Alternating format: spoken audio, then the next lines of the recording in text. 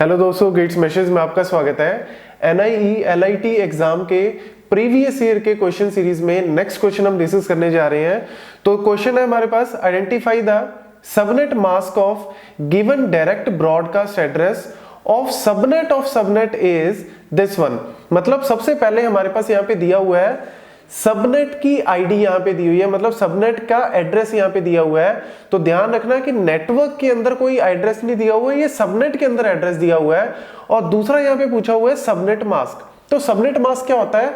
Subnet mask होता है total number of ones, continuous ones आते हैं जिसके अंदर आपकी नेटवर्क की बिट्स आती हैं और आपकी अगर सबनेट है तो सबनेट की बिट्स आती हैं। तो हमें यहाँ पे फाइंड आउट क्या करना है कि नेटवर्क की कितनी बिट्स है और सब नेटवर्क की कितनी बिट्स है, उन सारी बिट्स को 1 कर दो तो आपका बन जाएगा सबनेट मास्क। तो ऑब्वियसली सबसे पहले अगर हम एड्रेस की बात करें 201.15.16.31, यहाँ पे ये जो है क्लास सी का है। तो क्लास सी में हमें पता है कि पहले 3 ऑक्टेट जो है वो नेटवर्क आईडी के होते हैं, तो यानी 24 1 तो आपके सीधा बन गए। अब लास्ट ऑक्टेट की बात करते हैं, तो इसको अगर ओपन करें तो 0001111 ये होता है 31। अब देखो ऑब्वियसली अगर हम बात करें इसमें तो ये वाला जो 1 है ये क्या शो कर रहा है, ये सबनेट की आईडी को शो कर रहा है। और ये लास्ट के 4 जो 1 है ये शो कर रहे हैं होस्ट की बिट को। मतलब कितनी होस्ट बिट्स है? 4। और नेटवर्क और सबनेट की बिट्स टोटल कितनी होगी? 24 पहले थी और 25 26 27 28। तो टोटल वंस कितने हो गए आपके? 28 वंस हो गए, जिसको आप कह सकते हो क्या? 28 वंस को आप क्या लिख सकते हो? 255.255.255।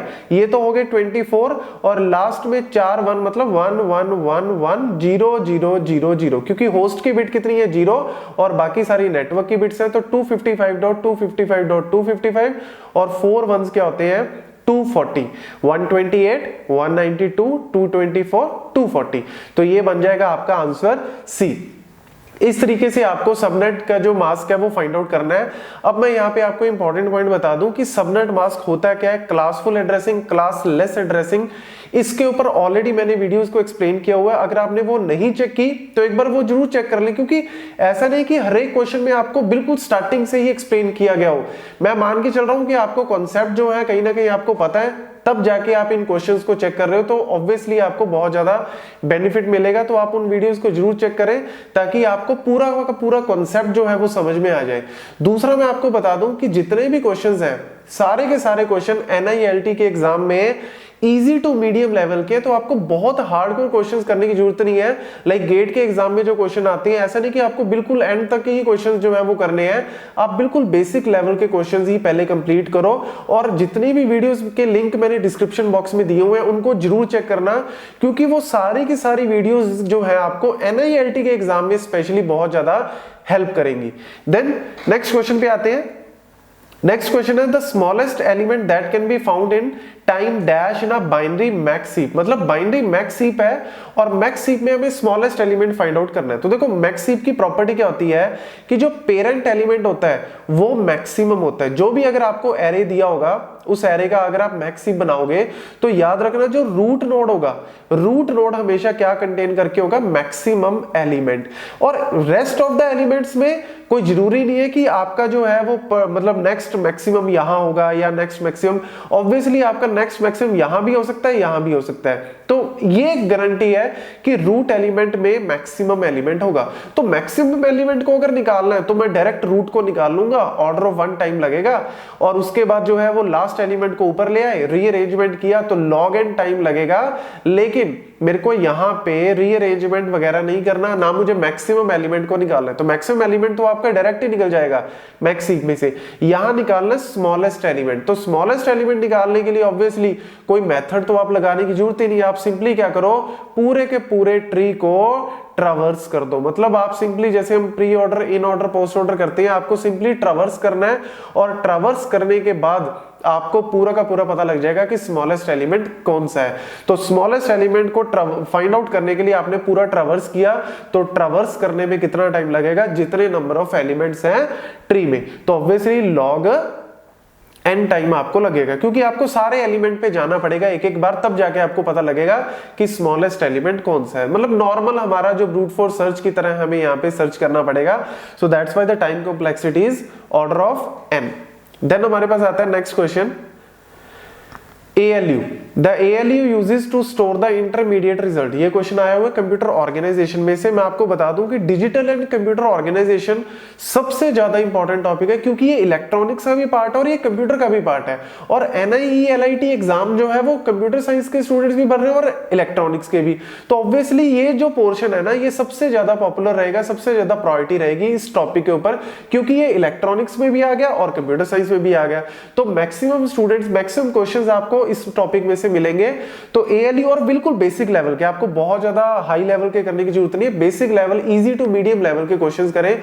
और जितने भी मैं क्वेश्चंस आपको एक्सप्लेन करूंगा, इवन हमारी टेस्ट सीरीज में भी जितने क्वेश्चंस आपको मिलेंगे, वो सारे के सारे क्वेश्चंस जो हैं आपको बिल्कुल इजी टू मीडियम लेवल के मिलेंगे, मतलब NILT के एग्जाम के अकॉर्डिंग ही आपको मिलेंगे। The ALU uses dash. तो ALU यूजेस क्या यूज करता है इंटरमीडिएट रिजल्ट को स्टोर करने के लिए? That is actually called the accumulator. बहुत ही बेसिक लेवल का क्वेश्चन है। एक्चुअली ALU के साथ ही अटैच होते हैं क्या? एक्यूमुलेटर। और अगर इनपुट रजिस्टर से आउटपुट रजिस्टर की अगर हम बात करें, अगर हमने कोई भी डेटा जो है लाइक इनपुट रजिस्टर से हमने ALU को दिया, वो एक्यूमुलेटर की हेल्प से देते हैं। अब एक्यूमुलेटर उसको सॉल्व करेगा, मतलब ALU उसको सॉल्व करेगा, क्योंकि अरिथमेटिक लॉजिकल यूनिट जो है, कोई भी इंस्ट्रक्शन जो है वो हम एक्यूमुलेटर में देंगे, एक्यूमुलेटर से हम ALU में देंगे, ALU उसको सॉल्व करेगा, फिर बैक किसको देगा? एक्यूमुलेटर को देगा। और फिर उसके बाद हम आउटपुट रजिस्टर को देंगे, आउटपुट रजिस्टर आगे अगर उसको प्रिंट करना है तो प्रिंटर को देगा, मतलब पेरिफेरल डिवाइसेस को देगा। तो यानी इंटरमीडिएट रिजल्ट्स को स्टोर करने में कौन हेल्प करता है? Accumulator. It is also kind of register, लेकिन यहाँ पे रजिस्टर ऑप्शन जो है वो सिलेक्ट नहीं करना, क्योंकि रजिस्टर जो है बहुत टाइप के हो सकते हैं। इनपुट रजिस्टर है, प्रोग्राम काउंटर है, आउटपुट रजिस्टर है, इसके अलावा हमारे पास जो है एक्यूमुलेटर्स है। तो स्पेशली इसमें आपको आंसर देना है कौन सा? एक्यूमुलेटर्स। नेक्स्ट हमारे पास आता है question, dash symbol is used to denote the derived attribute ER model. मतलब क्वेश्चन आया हुआ है आपका DBMS में से, और DBMS में मैं आपको बता दूं सबसे ज्यादा जो इंपॉर्टेंट पोर्शन है वो है SQL की कमांड्स बेसिक लेवल की आपको पता होनी चाहिए। नॉर्मलाइजेशन आपको बेसिक लेवल का, मतलब आपको बिल्कुल बेसिक लेवल का, लाइक क्लोजर कैसे फाइंड आउट करते हैं, या first normal form, second normal form की कंडीशंस, बेसिक लेवल का। और इसके अलावा आपके मॉडल्स, जिसमें आता है आपका relational model and ER model. तो रिलेशनल मॉडल आपका वही होगा जिसमें हम टेबल्स बनाते हैं, डेटा को हम 2 डायमेंशनल टेबल्स में रखते हैं। और ER मॉडल जो है वो बेसिक एब्स्ट्रैक्ट मॉडल जो है इसका। तो ER मॉडल के ऊपर आपके लाइक एट्रीब्यूट्स के टाइप्स, कौन कौन से एट्रीब्यूट्स को हम कैसे डिनोट करते हैं, कौन कौन से टाइप की रिलेशनशिप होती है, that is basic level of questions can be asked in this exam. और इसके रिलेटेड भी मैंने जो वीडियोस बनाई हुई है और उनका लिंक डिस्क्रिप्शन बॉक्स में दिया हुआ है। ऐसा नहीं कि वो सारी वीडियोस जो है वो सिर्फ गेट के पॉइंट ऑफ व्यू से है, उनमें से आपको कॉन्सेप्ट पता लगेंगे और इवन आपको बीच बीच में से ऐसे पॉइंट्स पता लगेंगे जो आपको एग्जाम की प्रिपरेशन में बहुत ज्यादा हेल्प करेंगे। तो देखो, डिराइव्ड एट्रीब्यूट को हम रिप्रेजेंट करते हैं एक्चुअली डैश्ड एक्लिप्स से। एक्लिप्स से हम रिप्रेजेंट करते हैं नॉर्मल एट्रीब्यूट। कोई भी एट्रीब्यूट है, एट्रीब्यूट होता क्या है? किसी भी एंटिटी की अगर हम बात करें, लाइक स्टूडेंट एंटिटी है, तो स्टूडेंट एंटिटी में जो है कितने भी हमारे एट्रीब्यूट्स हो सकते हैं, लाइक स्टूडेंट का ID है, स्टूडेंट का नेम है, स्टूडेंट का फादर नेम है, स्टूडेंट का फोन नंबर है। तो ये एक्चुअल में हम डिनोट करते हैं एक्लिप्स से। और डिराइव्ड क्या होते हैं? जैसे हमारे पास डेट ऑफ बर्थ है, अब डेट ऑफ बर्थ से हम क्या डिराइव कर सकते हैं? डेट ऑफ बर्थ से हम डिराइव कर सकते हैं एज। मतलब मैं स्टूडेंट की एज डायरेक्ट पूछूं, कोई बेनिफिट नहीं है। मैं स्टूडेंट की डेट ऑफ बर्थ ली है, करंट जो भी टाइम है करंट डेट से माइनस करोगे तो आपको क्या मिल जाएगी? स्टूडेंट की एज जो है वो मिल जाएगी। ये आपको बहुत सारे फॉर्म्स में भी मिल जाएगा। बहुत सारे जब आप फॉर्म्स वगैरह फिल करते हो, वहां पे आपको जो है डेट ऑफ बर्थ डालती है, आपकी ऑटोमेटिकली एज कलेक्ट हो जाती है, ऑटोमेटिकली एज जो है वो कैलकुलेट हो जाती है। एक्चुअली डॉटेड एक्लिप्स से हम डिनोट करते हैं किसको? डिराइव्ड एट्रीब्यूट को। तो यानी आंसर आपका बनेगा A। नेक्स्ट आता है हमारे पास among all the given option dash must reside in the main memory। ये क्वेश्चन आया हुआ है आपका कंपाइलर डिजाइन से। कंपाइलर डिजाइन में भी बहुत बेसिक लेवल के ही क्वेश्चंस करने हैं आपको, बहुत ज्यादा फोकस करने की जरूरत नहीं है। बेसिक आपको कंपाइलर, इनके जो प्रोसेसिंग के जो स्टेप्स हैं उसके बारे में आपको पता होना चाहिए। ज्यादा से ज्यादा फर्स्ट एंड फॉलो तक कर सकते हो, इसके ज्यादा आपको डिटेल में जाने की जरूरत नहीं है। और टीओसी भी बिल्कुल बेसिक लेवल का, मैंने पहले भी आपको बताया था, बहुत ज्यादा फोकस करने की जरूरत नहीं है। आपको 3-4 क्वेश्चन जो है हार्डली इसके ऊपर मिल जाएंगे। तो यहाँ पे भी ये बिल्कुल बेसिक लेवल का क्वेश्चन है। अगेन स्टेप्स के ऊपर ही है कि जैसे मैंने एक .c प्रोग्राम लिखा, अब .c प्रोग्राम को जब हम कहते हैं कि उसको मैंने कंपाइल करके आउटपुट में कन्वर्ट किया, अब आउटपुट के बीच में क्या होता है, बहुत सारे प्रोसेस होते हैं जिसको हम कहते हैं कि कंपाइल किया, असेंबल किया। तो सबसे पहले जो हम कोई भी प्रोग्राम, लाइक मैंने प्रोग्राम लिखा P1 और उसको मैंने .c से सेव कर दिया, सबसे पहले क्या होता है, प्री प्रोसेसिंग होती है। प्री प्रोसेसिंग का मेन मेमोरी से कोई लेना देना नहीं है, मेन मेमोरी से बाहर का काम है। प्री प्रोसेसिंग करने के बाद ये जो सी प्रोग्राम है, ये सी प्रोग्राम कन्वर्ट हो जाता है किसमें, .i एक्सटेंशन में। फिर उसके बाद हम इसको देते हैं किसको, कंपाइलर को।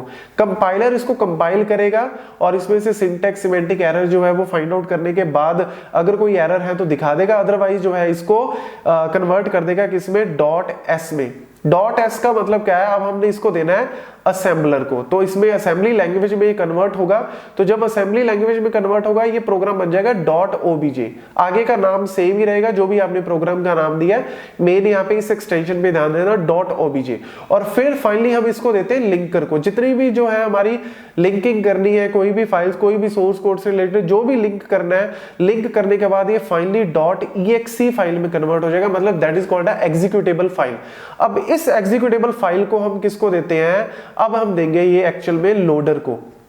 और लोडर का काम क्या है कि इस .exe फाइल को कहां पे लेके आना, मेन मेमोरी के अंदर लेके आना, ताकि अब हम इसको किसको दे सके, सीपीयू को दे सके, और सीपीयू इसको क्या करेगा, आउटपुट में कन्वर्ट कर देगा। ये एक्चुअल में पूरा का पूरा प्रोसेस है। तो लोडर एक्चुअल में कहां पे होता है, लोडर होता है मेन मेमोरी के अंदर, क्योंकि लोडर का काम है कि .exe फाइल को लेके आना मेन मेमोरी के अंदर, और मेन मेमोरी से हम उसको देंगे सीपीयू को, ताकि सीपीयू उसको एग्जीक्यूट कर सके। तो यानी लोडर जो है वो एक्चुअल में मेन मेमोरी के अंदर रिजाइड करता है, बाकी के सारे जो है वो फर्दर आउटसाइड है, मतलब सेकेंडरी मेमोरी के पार्ट है। मतलब हमारे जो है वो कंपाइलर, लिंकर, असेंबलर, ये सारा का सारा जो है वो मेन मेमोरी से बाहर का काम है। तो लोडर एक्चुअल में मेन मेमोरी के अंदर रिजाइड करता है। सो आंसर आपका क्या आएगा, डी।